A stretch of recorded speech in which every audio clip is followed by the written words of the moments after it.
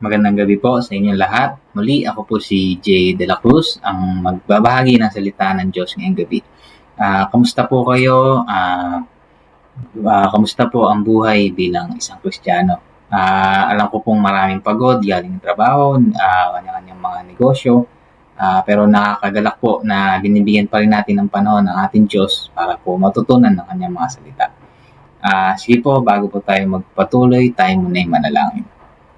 Aming Diyos Ama, maraming salamat po sa araw nito na pinagkaloob sa aming Panginoon. Sa oras na ito, Lord, na tatalakayin namin muli ang inyong mga salita, Panginoon. Gabayan niyo po kami, Lord, isa puso at isagawa namin ang inyong mga katuruan, Panginoon. Gabayan niyo po ang bawat isa, Panginoon. Salamat po sa biyaya ng pagdarasal, Panginoon. Ito po ipamaraan namin para po kayo'y makausap at mapalapit po sa inyo, Lord. Gayon din po ang blessing ng pagdarasal para sa ibang tao, Panginoon. Muli po, kayo po ang gumabay sa gabing ito. Maraming salamat po. In Jesus' name, Amen. Maikli lamang po ang topic natin ngayong gabi at simple, pero yung mga simpleng topic na gaya ni Tors na nasasaad sa Biblia ay sobrang importante pa rin, lalo na sa pang-araw-araw nating buhay. Sige po, tayo po yung magpatuloy. Ang topic mo natin ngayong gabi is pray for someone who does not yet know Jesus. Verse na gagamitin natin ngayong gabi is from 2 Peter 3 verse 8 to 9. Sige po, ating basahin. Sabi po sa verse 8, "But do not forget this one thing, dear friends. With the Lord, a day is like 1,000 years, and 1,000 years are like a day. The Lord is not slow in keeping His promise, as some understand slowness. Instead, He is patient with you, not wanting anyone to perish, but everyone to come to repentance." Ayun. Bakit sinabi ni Peter dito na si Lord daw is si Lord, yung day is like 1,000 years or parang 1,000,000 taon para sa kanya. Or pwede rin naman na yung 1,000,000 taon para sa kanya is parang isang araw lang sa kanya. Bakit? Because God is not bound, or Jesus is not bound by time in the same way we are. So, si God is not affected ng time or ng oras na gaya nating mga tao. Because He is over it, higit pa siya sa oras. Pwede ngang yung pakiramdam natin na parang sa atin na parang yung isang araw yung tagal-tagal, para sa kanya saglit lamang yun or parang moment lang din yun. Or maaari naman yung para sa atin na saglit na isang araw, pwedeng para sa kanya matagal na panahon na yun. Pero one thing for sure na sa bawat oras na lumilipas sa atin, He is always in control and will act at the perfect time. Siguro sa atin, yung parang may pinagpe-pray tayong bagay or tao na nararamdaman natin parang ang tagal ni Lord, na it seems like na si Jesus or si God na ang tagal niya i-fulfill or isagutin yung prayers mo or yung promise niya sa'yo. Huwag kang mag-alala. Rest assured naman na God is taking His time to fulfill His promise to you. Always be reminded na He is always in control and will act at the perfect time. So, kailangan lang natin mag-persevere na lumapit sa Kanya. Huwag tayong mawawala ng pag-asa na hindi tayo sasagutin ng Diyos. In His own will or time, mangyayari yung promise niya sa'yo. Why it matters? Bakit mahalaga yung oras na sinasabi doon? Or na pinapahawatig ni Peter na yung oras na hindi naapektuhan si God.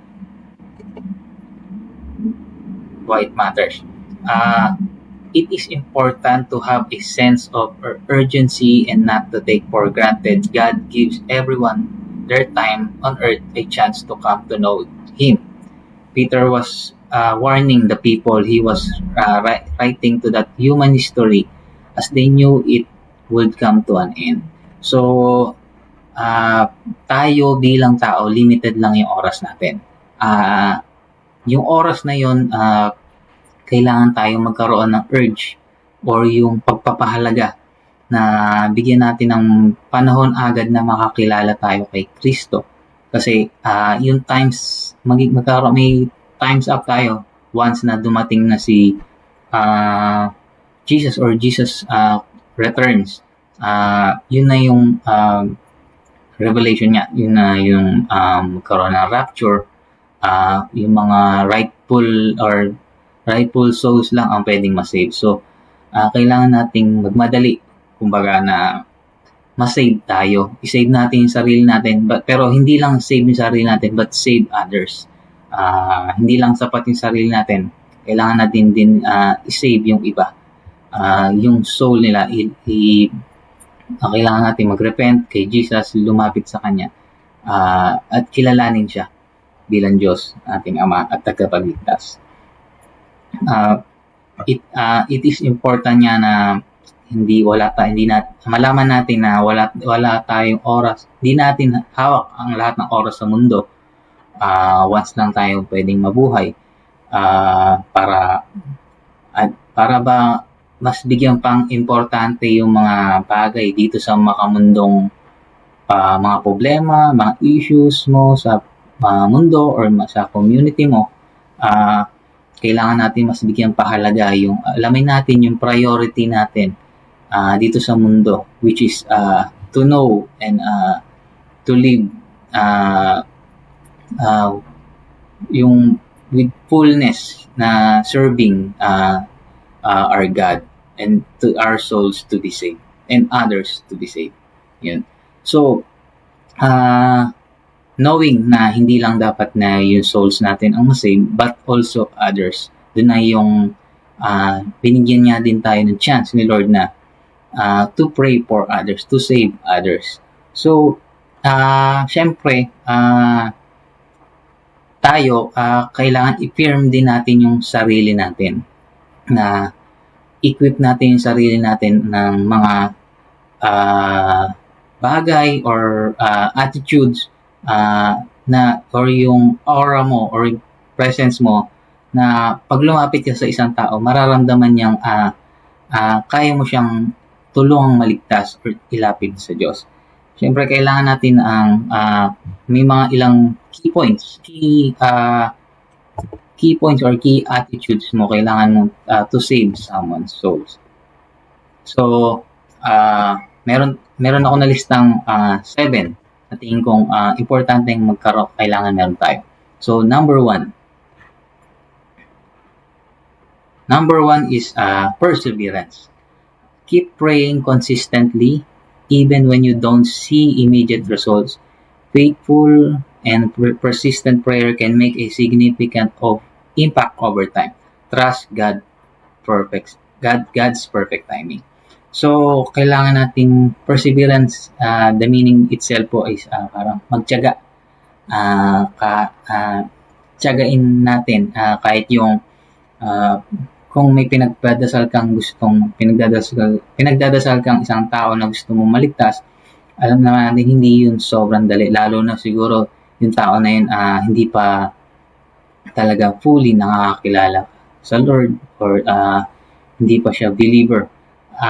Hindi agad-agad yung once na parang pinag-pray mo lang or inintroduce mo, hindi agad-agad yun eh. May process din yun. As a human, siyempre, most of the time, unti-unti yun. Tayo, so kailangan natin equip yung sarili natin, kailangan natin mag-persevere, kailangan natin tiyagain. Hindi tayo pwedeng mawala ng pag-asa or hindi natin dapat pakitaan, sumusuko tayo na. Pagtingin mo parang walang resulta, walang pagbabago sa kanya, hindi dapat agad tayo sumuko. Basta tuloy-tuloy lang. Over time, makikita mo rin yung resulta na nag-work din si God sa kanya. Eventually, makikita mo yun sa tao. So, number 2, faith. Trust that God hears your prayers, and has the power to transform hearts. Believe that your prayers are effective even when the situation seems difficult. So, kailangan natin magkaroon ng pananampalataya. Pananampalataya sa sarili, pananampalataya sa Diyos na kayang-kaya ni God or kaya natin na baguhin yung takbo ng puso at isipan ng tao na yun. Kahit yung tingin mong imposible, kahit siguro yung tao na yun, pangit yung history niya, may mga bagay siyang hindi na magandang nagawa, pero God can turn the tables around. So, kayang-kayang baguhin or i-flip ni Lord yung sitwasyon. Kaya kailangan lang nating magkaroon ng faith or tiwala kay God na mababago yung tao niya. Number 3, love and compassion. Pray out of genuine love and concern for the person. Ask God to fill your heart with His love so that your prayers come from a place of deep care. So, syempre, tayo, yung pinagpipray natin na tao na yun, kailangan din natin pakita sa kanya yung love and compassion, yung concern, kumbaga, yung sincerity na sa kanya na gusto mo siyang masave. Hindi lang yung for the sake na may masave ka. Tao masabi lang na may nasave ka, may naaya ka, or may na turn over ka na into Christianity.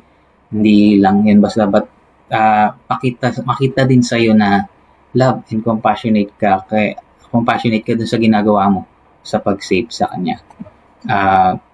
Kailangan din natin humingi ng tulong kay Lord na fulfill yung heart niya, or parang kumbaga palambutin yung puso niya. Manggagaling din yun sa paano natin siya pakitunguhan. Number 4, intercession. Stand in the gap for the person by praying on their behalf. Ask God to work in their life, soften their heart, and draw them closer to Him. So, parang same lang din sa kanina. Ito yung mga sample, yung mga times na intercession, yung parang papakiramdam mo na mahalaga siya.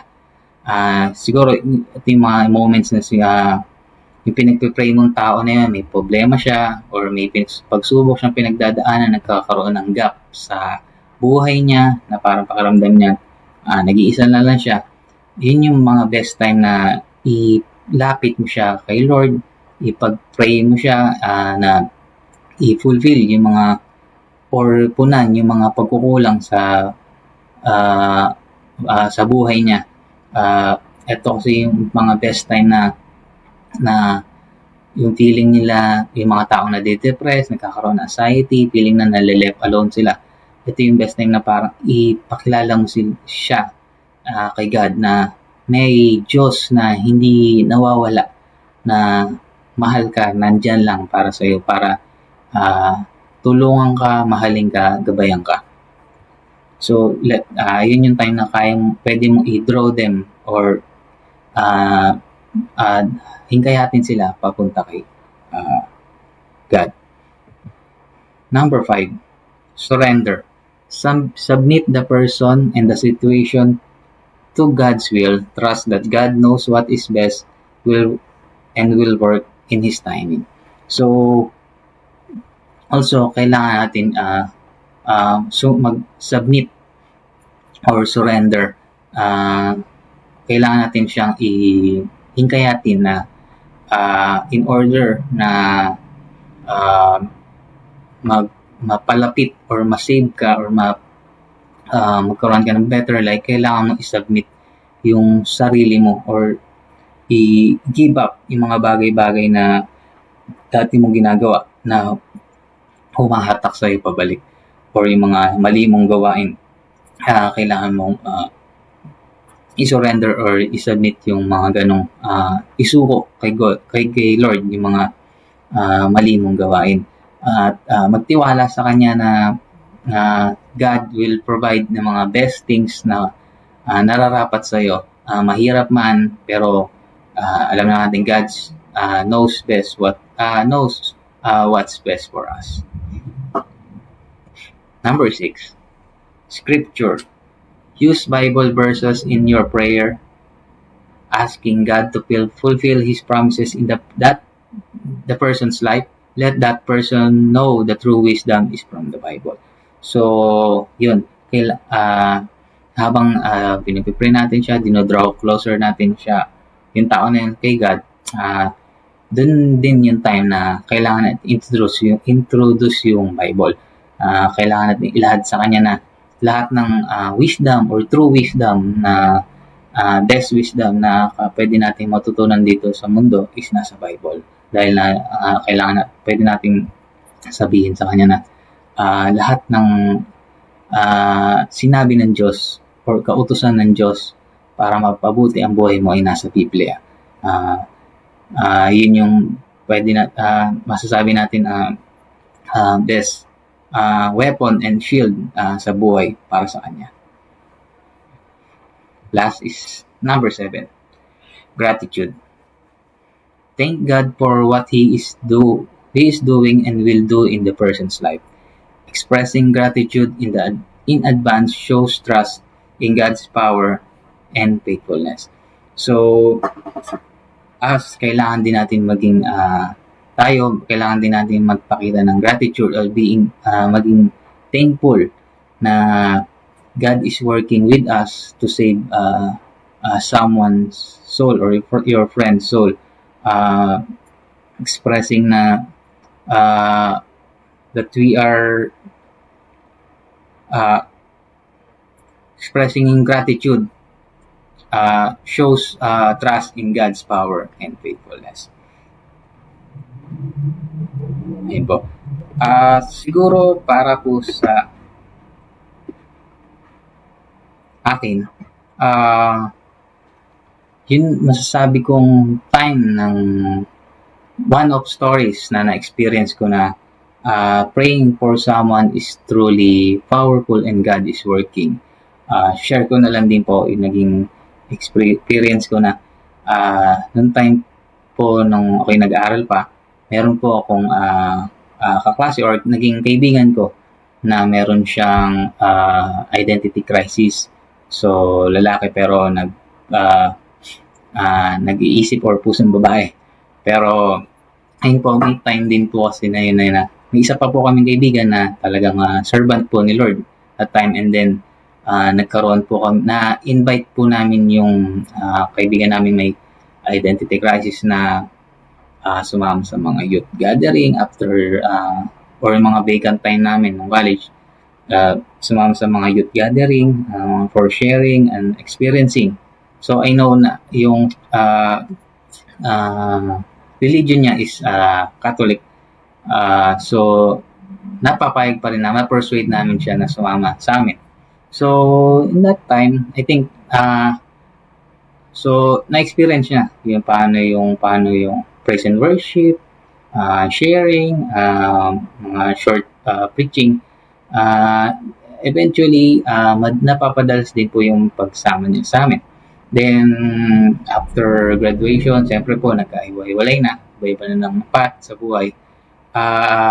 Nakikita ko na lang din po sa social media or sa Facebook na panay po post or share niya ng mga Word of God, na active siya sa church nila. Hindi lang siya basta member, pero parang nag-youth leader din siya or naging young professional leader siya doon. And then, ayun, at that time, na-realize ko actually through social media na lang din na yun nga, praying for parang na dahil dun sa nasimulan na pag-invite sa kanya, or I think naging born again Christian na rin siya.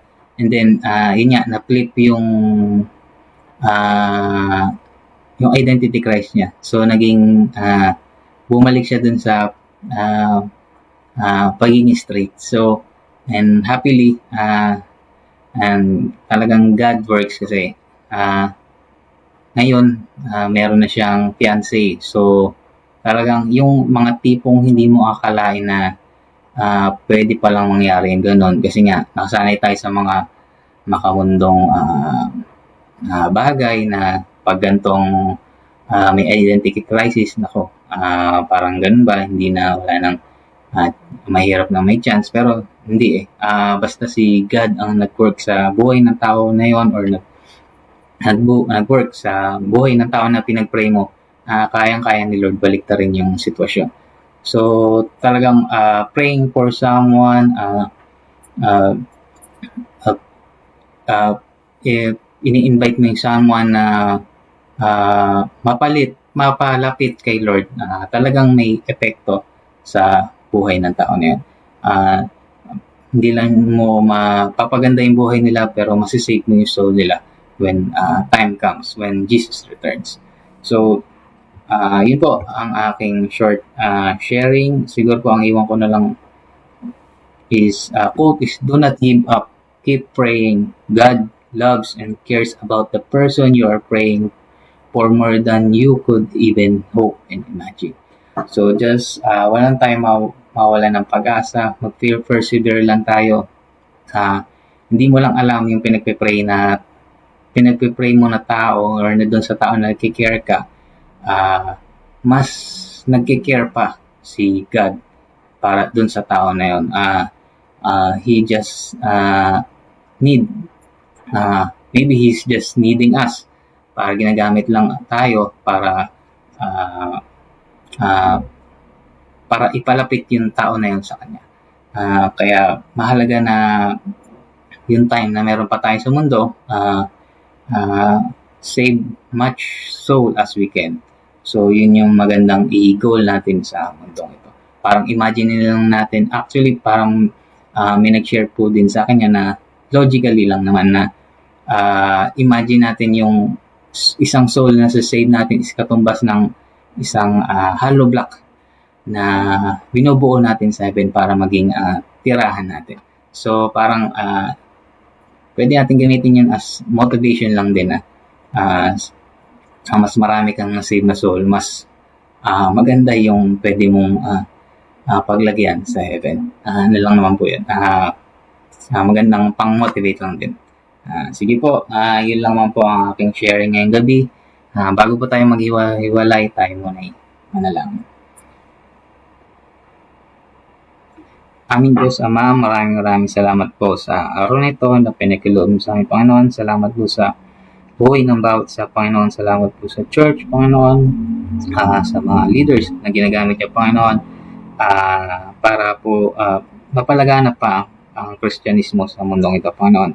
Gabayan niyo po kami sa lahat na aming ginagawa, Panginoon. Salamat po sa kalakasan ng katawan, Panginoon, kalusugan, Panginoon, at mga kagalingan, Panginoon, sa anumang mga karamdaman. Kayo po ang gumabay sa aming buhay, Panginoon. Salamat po sa mga taong ginagamit niyo, Panginoon. Pinapangako po namin, Panginoon, na patuloy po namin pagtitibayin ang faith namin, Panginoon, at maibahagi pa ang inyong salita sa mga taong hindi pa nakakakilala sa inyo, Panginoon. Gabayan niyo po kami, Lord. Kayo po manguna sa aming buhay, Panginoon. Maraming salamat po. In Jesus' name. Amen. Yun lamang po. Maraming salamat po sa pakikinig. At inaanyayahan ko po lahat na patuloy na makinig ng live natin every Wednesday and Friday. Maraming salamat.